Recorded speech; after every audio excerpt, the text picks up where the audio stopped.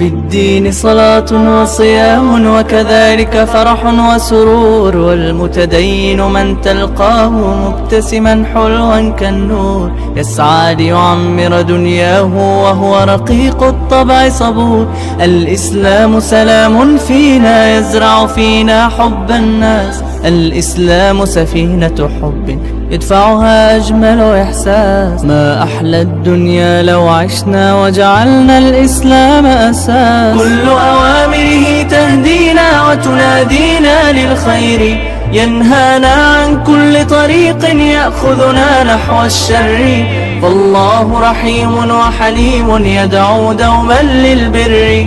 كل أوامره تهدينا وتنادينا للخير، ينهانا عن كل طريق يأخذنا نحو الشر.